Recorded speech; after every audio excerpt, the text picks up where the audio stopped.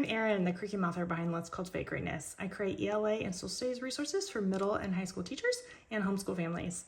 Today I wanted to show you a peek inside my Vocabulary Builder series. I designed this especially for teens to develop a really strong college and workplace ready vocabulary. And I really wanted to make sure that this was different than just your typical SAT cram book.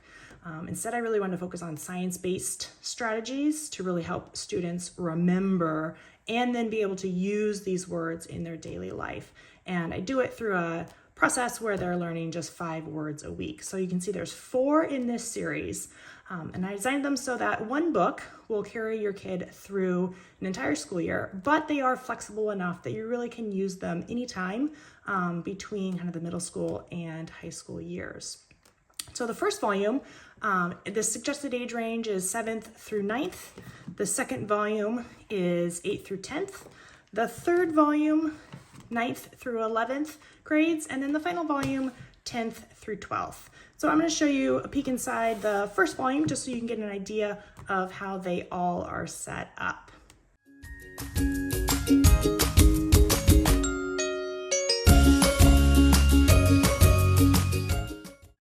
All 4 workbooks are set up the same. The only thing that's different between them are the words themselves, but each workbook has 180 words that take you through a typical school year. They're set up in 36 lessons, which kind of reflects the 36 weeks of a typical school year, and it works out to kind of a word a day. The only thing that is different about the words is that they've been roughly sorted into what would be considered kind of middle school or early high school, all the way up through then upper high school vocabulary. But certainly all 760 words are valuable ones to know. Right out in the table of contents, you can see that the weekly lessons are grouped into groups of 6, and then at the end of each 6, there is a review quiz to spiral back and see how much has been retained and if there's words that need to be focused on. In the beginning, this is great to see a sneak peek at the types of words, the kind of level of words that are used. You can see this inside the Amazon previews and in the product descriptions. There's some of these sample words as well. But instead of just picking what have been deemed as, fancy words, the words were really carefully selected that are high frequency when you are engaging in kind of academic, real world, workplace language. And so that's a mix of kind of foreign words as well as academic words that really have taken on a broader meaning, words that can be really easily mixed up with other words for a variety of reasons, words that really are built on common prefixes and roots, words that have come from history that have then now entered into just our common language, and then definitely ones that are seen commonly on college entrance exams. So make sure you look over this, and gives you a good idea of kind of the age range, or you can kind of gauge where your child would best fit with which book.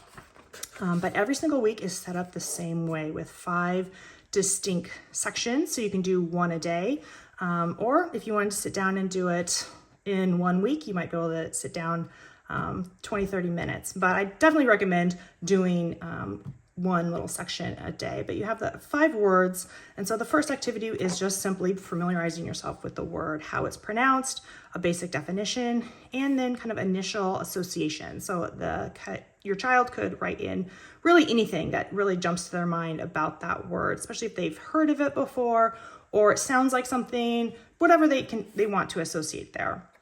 And then the second activity is seeing it in the context of a sentence, how it's used. So guessing or deciding which word best fits each sentence, and then some space to write their own original sentence using those words. And then the third section is with synonyms and antonyms. It does alternate each week, so it's not the same between synonyms and antonyms, but it creates a great opportunity to then ask your child, okay, so then what would be synonyms, what would be antonyms to these words? The fourth activity is the one I think is the most fun, because it really kind of dives into one of the 5 words in a variety of ways. So in this case, one of the words is the word sphere, and how it's taken on kind of extra meaning beyond just the shape. And so here are some other phrases that use shape, and so how we use those in larger language. And then lastly, connecting either to the child's own life through a series of questions, and that also alternates each week with questions about the real world. But as you can see, this fourth section really changes just depending on the words of the week. So lesson 2, it's looking at the word Rubicon and learning its historical meaning and how it then has taken on a broader meaning today. Lesson 3 has the word Q in it, which is borrowed from British English. And so the child is learning a few other words borrowed from Great Britain. And then in lesson 4, you can see it's using the word complement and how it is one version of the word complement and how it can be very easily confused with the other version, the other definition of the word complement that's spelled slightly differently. So also bringing in some easily mix-ups that the words might have. And then lesson 5 shows how the word pacify, one of the words of the week, has the root word and how we have a few different words coming from that one root. And so it does variety, so there is some consistency, but then there is also variety from week to week. So there's a sense of routine, but hopefully not boredom or monotony with the lessons and learning of the words. And then after every 6th lesson, then there is that quiz to review. So the whole book is set up that way. So it's a real easy 5 minutes a day routine, and that takes you through a typical school year. At the end is a fun checklist where you could copy this out, and as you see these words in real life, you can check them off, or as maybe your child uses them in conversation, you can check them off. So it's a fun bonus challenge.